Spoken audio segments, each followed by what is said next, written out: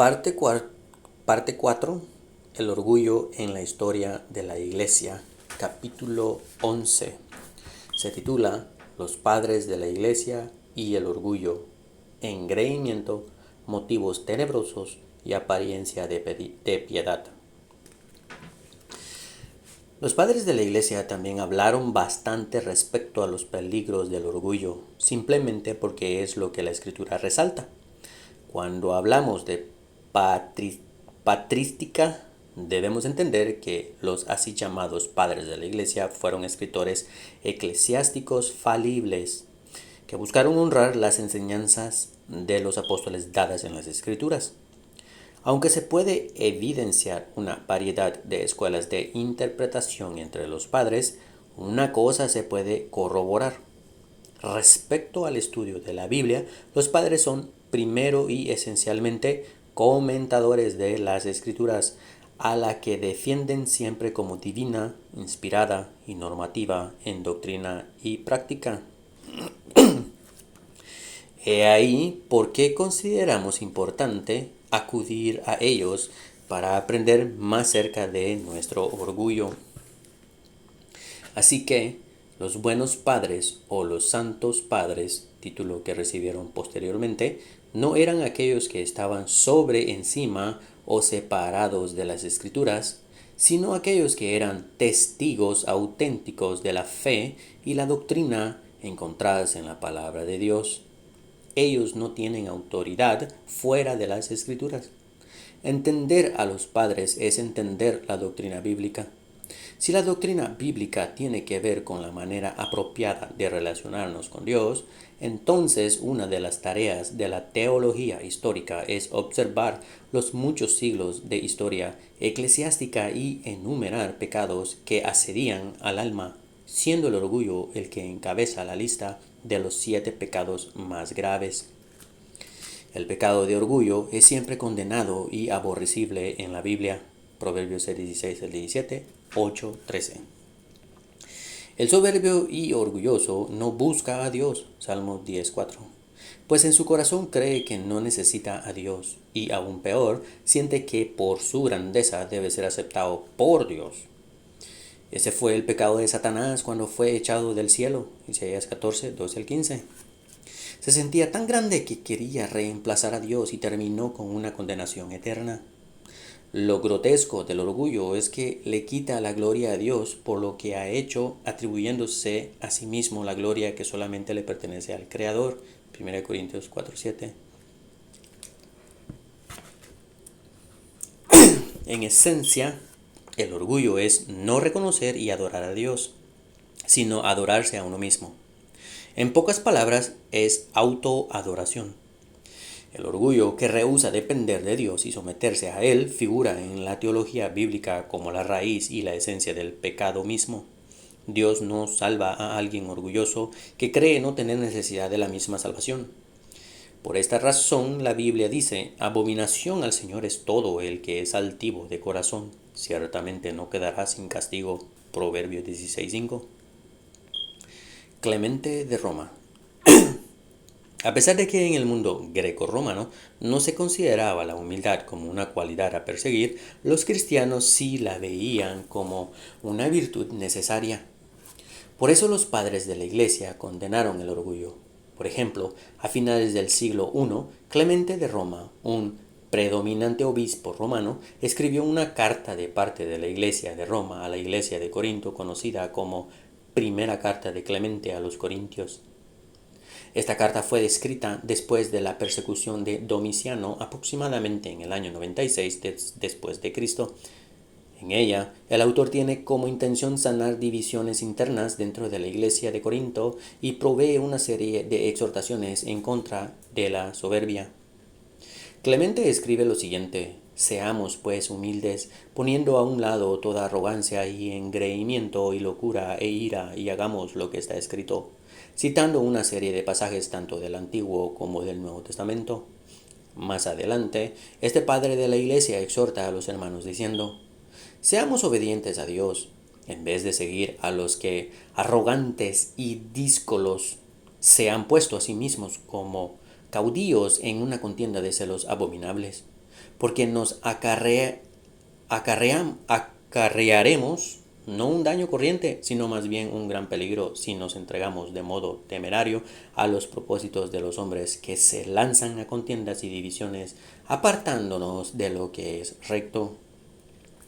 También al introducir el ejemplo de Cristo en Isaías 53, 1 al 12, Clemente dice: Cristo está con los que son humildes de corazón y no con los que se exaltan a sí mismos por encima de la grey. El cetro de la majestad de Dios, a saber, como nuestro Señor Jesucristo, no vino en la pompa de arrogancia o de orgullo, aunque podría haberlo hecho, sino en humildad de corazón, según el Espíritu Santo habló. No hay duda de que lo contrario del orgullo es la humildad, no es una dependencia completa de Dios y un respeto beneficioso por el prójimo. Juan Crisóstomo. Juan Crisóstomo, uno de los padres de la iglesia que más aprecio,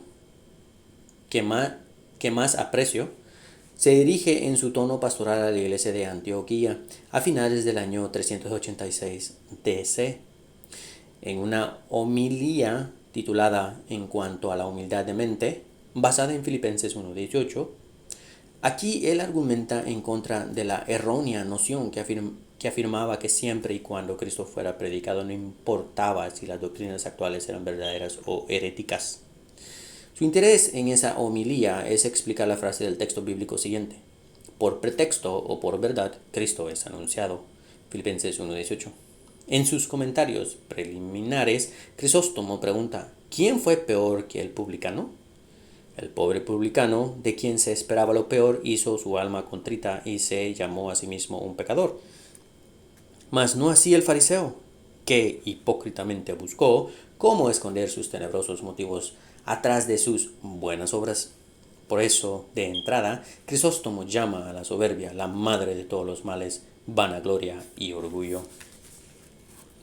Para Crisóstomo, la humildad de mente es tan fundamental para la vida cristiana que él dice que cualquier superestructura que pudiéramos edificar, sea el dar, el orar o ministrar, depende de la humildad de mente. Él escribe: a no ser que primero se haya echado el fundamento, la humildad, todo será edificado sin propósito y en vano, y caerá fácilmente, como aquella casa que fue edificada en la arena. Palabras sabias para todo aquel que está en búsqueda de la humildad. Dentro de este rico preámbulo, Crisóstomo explica que pretexto no significa ignorar nuestros motivos de predicar el Evangelio. Es cierto que la gente no se salva por nuestros motivos, sino por la predicación del Evangelio. Sin embargo, si los motivos correctos, la humildad, nadie terminará bien. El asunto aquí no es la salvación de los hombres, sino nuestra propia alma. Crisóstomo ayuda a sus lectores a entender que la evidencia interna de la carta a los filipenses tiene que ver con la humildad.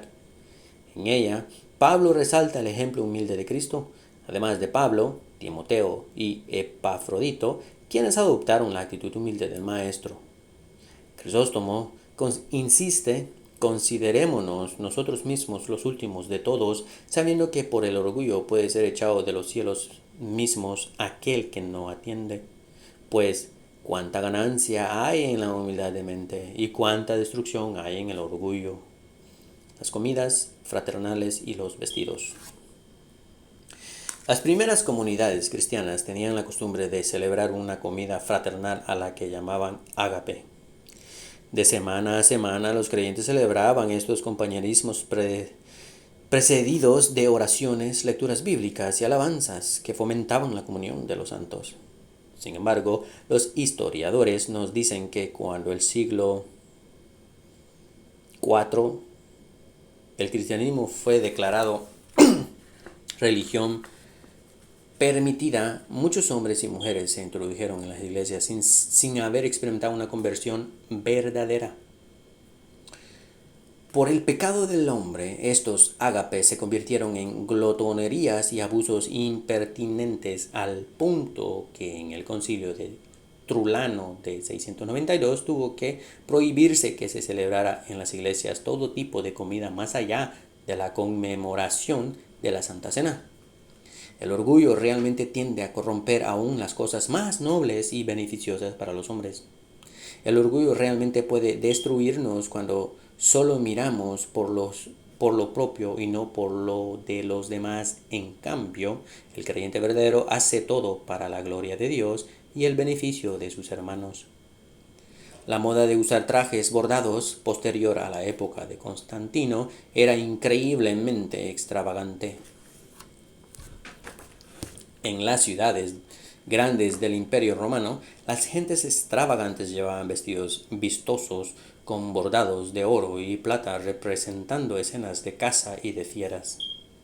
Se dice que los cristianos piadosos o los que querían parecerlo reemplazaban aquellas escenas por otras del Nuevo Testamento como las bodas de Caná, la curación del paralítico o del ciego de nacimiento, de María Magdalena besando los pies de Jesús, la resurrección de Lázaro, etc.